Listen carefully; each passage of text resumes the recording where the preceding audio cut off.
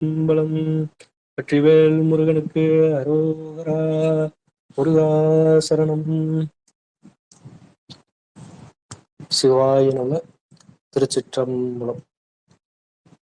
இன்னைக்கு நம்ம சிந்தனை செய்யக்கூடிய தலைப்பு ஸ்ரீ விஸ்வநாத சுவாமி திருக்கோவில், காசி விஸ்வநாத சுவாமியினுடைய திருநாமம். இந்த ஆலயம் எங்க இருக்கு அப்படின்னு சொல்லிட்டு பாத்தீங்கன்னா, திருப்பட்டூர் அப்படிங்கிற ஸ்தலத்துக்கு,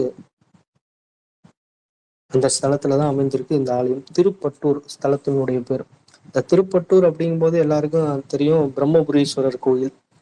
ஜோதிடர்கள்லாம் பரிகாரத்துக்கு சொல்லுவாங்க. இந்த பிரம்மபுரீஸ்வரர் கோவில்ல ஜாதகத்தை கொண்டு போய் வச்சு பூஜை பண்ணோம்னா நம்முடைய தலையெழுத்தே மாறும் அப்படின்னு சொல்லிட்டு, அந்த பிரம்மபுரீஸ்வரர் ஆலயத்துக்கு அருகாமையிலேயே ஒரு கிலோமீட்டருக்குள்ளேயே தான் இந்த ஆலயமும் அமைந்திருக்குது. சுவாமியினுடைய திருநாமம் காசி விஸ்வநாதர், அம்பாளினுடைய திருநாமம் விசாலாட்சி அம்மன்.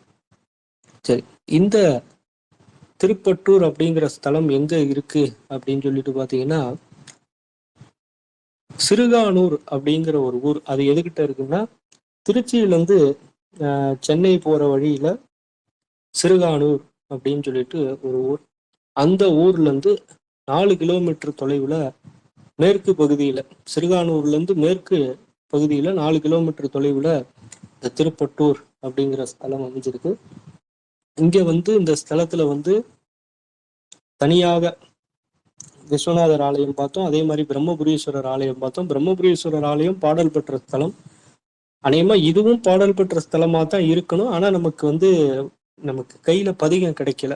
அதனால இத ஒருவேளை வைப்பு ஸ்தலமா வச்சிருக்கலாம். ஏன்னா வியாக்கிரபாதர் பூஜை பண்ண சுவாமி அப்படிங்கிறதுனால கண்டிப்பா பாடல் பெற்ற ஸ்தலமா தான் இருக்கும். ஆனா நமக்கு கையில பதிகம் இல்லை. ஏன்னா 1 கிலோமீட்டர் தானே இதுக்கு அதுக்கு வித்தியாசமா இருக்குன்னா, அப்ப கண்டிப்பா மூவர் பெருமக்களும் போகாம இருந்திருக்க மாட்டாங்க, கண்டிப்பா போயிருந்திருப்பாங்க. நமக்கு கையில பதிகம் இல்லாததுனால இந்த ஆலயம் பாடல் பெற்ற தலத்துல வரல.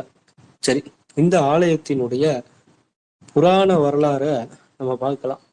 நம்ம எல்லாருக்கும் தெரியும், புலிக்கால் முனிவர் வியாக்கிரபாதர் இறைவனிடத்துல உனக்கு என்ன வரம் வேணும் அப்படின்னு சொல்லிட்டு கேட்கும்போது அவர் என்ன கேட்டாரா, சிவபூஜை பண்றதுக்கு பூ பறிக்கிறது கொஞ்சம் சிரமமா இருக்குது.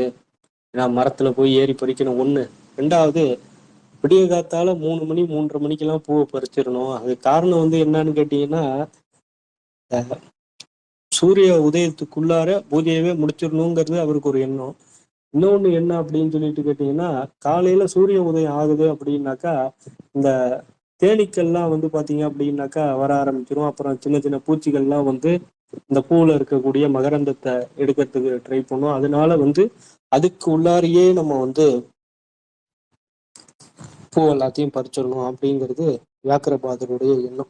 சரி, அதுக்கு அவர் இறைவனிடத்துல என்ன கேட்டாரு அப்படின்னாக்கா, எனக்கு புலியினுடைய கால்களும் புலியினுடைய கண்ணும் தேவை அப்படின்னு சொல்லிட்டு வரமா கேட்டார். அது எதுக்கு அப்படின்னாக்கா, புலிக்கு மரம் ஏறுற சக்தி ரொம்ப அபரிவிதமா இருக்கும். அதே போல அதனுடைய பார்வை திறனும் ரொம்ப அபரிவிதமா இருக்கும். அதனால இருட்டுலையும் நல்ல அதுக்கு ஒரு பார்வை பலம் உண்டு. அதனால டக்குன்னு இது ரெண்டுத்தையும் வரமா கேட்டாரு இறைவன்கிட்ட. இறைவனும் அதை கொடுத்தார்.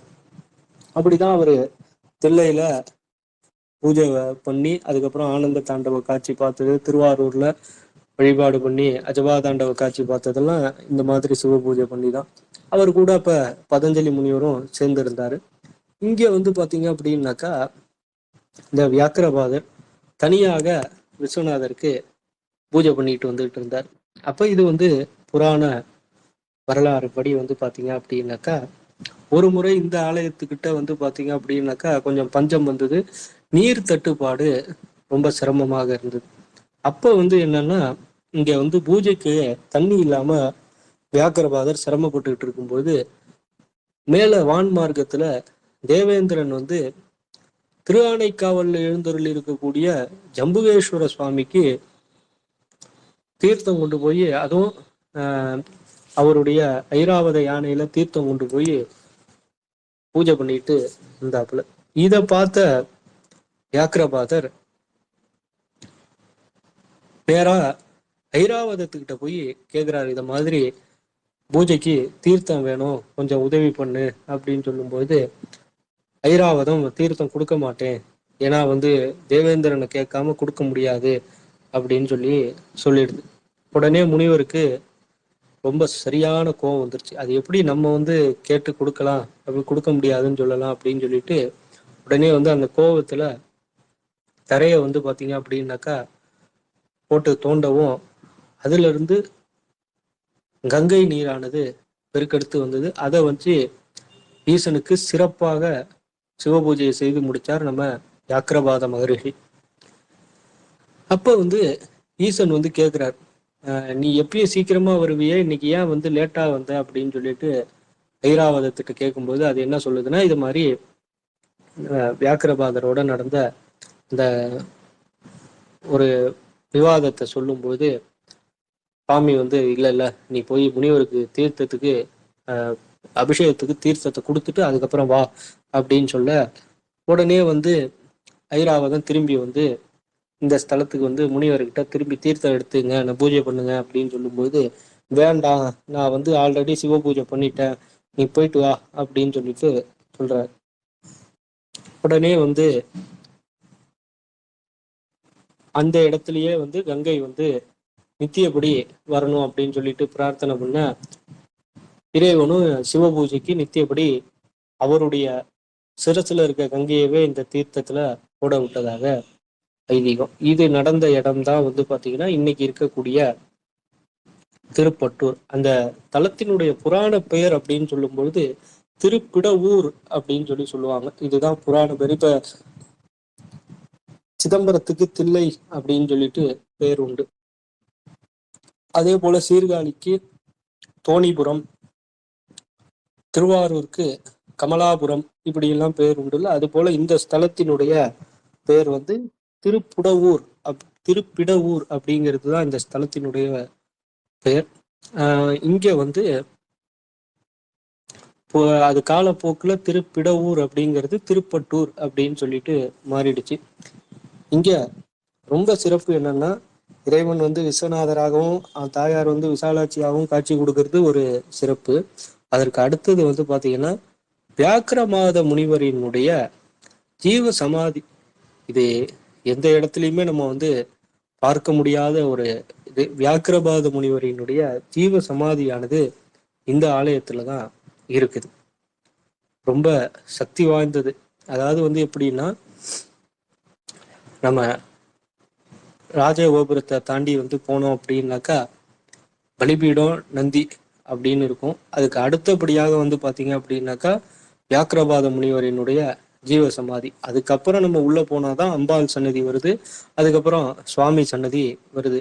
இப்படி பாத்தீங்க அப்படின்னாக்கா இருக்குது. அதே போல இந்த ஆலயத்துல கிழக்கு பக்கத்துல இவர் வியாக்கிரபாத தன்னுடைய கையால தோண்டவும் அதுல இருந்து இறைவன் சிரசுல இருக்கக்கூடிய தீர்த்தம் கங்கை தீர்த்தம் வந்துச்சுன்னு சொன்னோம்ல, அது பாத்தீங்க அப்படின்னாக்கா இன்னமும் அந்த கோயில் கிழக்கு பகுதியில ஓடிட்டு இருக்கு. அதுக்கு அடுத்தது பாத்தீங்கன்னா கோஷ்ட மூர்த்தமாக தட்சிணாமூர்த்தி, விநாயகர், வள்ளி தேவசேனா சமேத சுப்பிரமணிய சுவாமி, துர்கா தேவி, அதுக்கடுத்து பிரம்மா, அப்புறம் சண்டிகேஸ்வரர் அப்படின்னு சொல்லிட்டு இருக்காங்க. சூரியனே பாத்தீங்க அப்படின்னாக்கா இந்த ஆலயத்துல வழிபாடு பண்றதுனால சூரியனோடு சேர்த்து நவ கிரகங்களும் மற்ற 8 கிரகங்களும் சூரியனோட சேர்த்து இங்க வழிபாடு பண்றதுனால இந்த ஆலயத்துல நவகிரக சன்னதி அப்படிங்கிறது கிடையாது. அதே போல பாத்தீங்கன்னா பதஞ்சலி மகரிஷியும் வியாக்கிரபாதரோடு சேர்ந்து இந்த ஸ்தலத்துல சில காலங்கள் பூஜை பண்ணியிருக்கிறதாக வரலாறு. அதே போல இந்த மனநிலை சரியில்லாதவர்கள், திருமண தடை, அப்புறம் புத்திர பாக்கிய தடை, கடன் நிவர்த்தி, இது மாதிரி இருக்கிறவங்க எல்லாம் பாத்தீங்கன்னா அவரவர்களினுடைய ஜென்ம நட்சத்திரத்தன்று இந்த ஆலயத்துல இருக்கக்கூடிய அந்த புலிப்பாச்சி தீர்த்தம் அப்படின்னு சொல்லுவாங்க. அதுதான் வியாக்கிரவாதர் உருவாக்கின தீர்த்தம். அந்த தீர்த்தத்துல நீராடி இறைவனை வழிபாடு பண்ணி, அதே போல வியாக்கிரபாதரினுடைய ஜீவ சமாதியிலையும் வழிபாடு பண்ணாங்க அப்படின்னாக்கா அவர்களினுடைய தோஷங்கள் எல்லாம் நிவர்த்தியாகி நன்மைகள் நடக்குங்கிறது ஐதீகம். கண்கூட இன்னமும் வந்து பாத்தீங்க அப்படின்னாக்கா நடந்துகிட்டு இருக்கு. திருப்பட்டூர் பிரம்மபுரீஸ்வரர் ஆலயத்துக்கு நிகரான ஒரு சக்தி கொண்ட ஆலயம் இந்த ஆலயம். ஏன்னா எந்தெந்த ஆலயத்துல ஒருத்தருடைய ஜீவ சமாதி இருக்குதோ அந்த ஆலயங்கள்லாம் வந்து ரொம்ப ரொம்ப அதிகமான வைப்ரேஷனோட இருக்கும். அப்படிப்பட்ட ரொம்ப சிறப்பு வாய்ந்த ஒரு ஆலயம் தான் இந்த ஆலயம். அதே போல சுதை பிம்பங்கள்லாம் இங்க ரொம்ப அற்புதமாக சிற்பங்கள் வந்து வடிவமைக்கப்பட்டிருக்கும். அதே போல வந்து பாத்தீங்கன்னா அன்னப்பறவை, அதுக்கடுத்து பாம்புகள்லயே வகை வகையான பாம்புகள் இதெல்லாம் இருக்கிறது ரொம்ப சிறப்பு. ஒரு ஒரு மாதமும் பௌர்ணமி இங்க வந்து சிறப்பு பூஜைகள் நடக்கும். இப்ப வந்து உதாரணத்துக்கு எப்படின்னா ஐப்பசி பௌர்ணமினா நம்ம எல்லாருக்கும் தெரியும், இறைவனுக்கு அன்னாபிஷேகம் பண்ணுவாங்க அப்படின்னு சொல்லிட்டு. சித்திரை மாசம் அப்படிங்கும் போது மறிக்கொழுந்தால அபிஷேகம், வைகாசினா வந்து பாத்தீங்க அப்படின்னாக்கா சந்தனத்தால அபிஷேகம். இப்படி ஒரு ஒரு மாதத்திற்கும் ஒரு ஒரு விதமான பொருட்கள் சிறப்பா வச்சு அபிஷேகம் பண்ணுவாங்க. அது போல இந்த ஆலயத்துல பௌர்ணமி பூஜை வந்து ரொம்ப சிறப்பா நடக்கும் சுவாமிக்கும் அம்பாளுக்கும். அந்த ஆலயத்துல அந்த மாசத்துல என்ன உள்ளதோ அதை வச்சு அப்படியே சிறப்பா வந்து பூஜை பண்ணுவாங்க. அதே போல இந்த ஆலயத்துல வந்து பௌர்ணமியில தோறும் வந்து பாத்தீங்கன்னா பக்தர்களுக்கு அன்னதானமும் வந்து இது பண்றாங்க. நம்ம வந்து அந்த அன்னதானத்துல பங்கு எடுக்கிறோம் அப்படின்னு சொல்லும்போது நம்முடைய கர்ம வினைகள் வந்து குறையறதாக ஐதீகம். அந்த பௌர்ணமி இருக்கக்கூடிய ஒரு நல்ல நாள்ல இந்த ஆலயத்துல நம்மால யாருக்காவது முடிஞ்ச அளவுக்கு அன்னதானம் பண்ணோம் அப்படின்னாக்கா நம்முடைய பாவ சாபங்கள் கர்ம வினைகள்லாம் நிவர்த்தி ஆகிறதாக ஐதீகம். அதுக்கடுத்து இந்த ஆலயமானது நித்தியப்படி காலையில 8 மணியிலிருந்து 12 மணி வரையும், அதே போல மாலை 5 மணியிலிருந்து 7 மணி வரையிலும் வந்து பாத்தீங்க அப்படின்னாக்கா திறந்திருக்கும். தினசரி 4 கால பூஜைகள் நடைபெறக்கூடிய ஒரு திருத்தலம். இன்னைக்கு ஸ்ரீ விசாலாட்சி அம்பாள் சமேத ஸ்ரீ விஸ்வநாத சுவாமியை வந்து சிந்தனை பண்ணது மிகுந்த மகிழ்ச்சி அளிக்கிறது. வாய்ப்பளித்த அடியார்களுக்கும் இறைவனுக்கும் நன்றி கூறி அடியனுடைய உரையை நிறைவு செய்து கொள்கிறேன். சிவாய நம. திருச்சிற்றம்பலம்.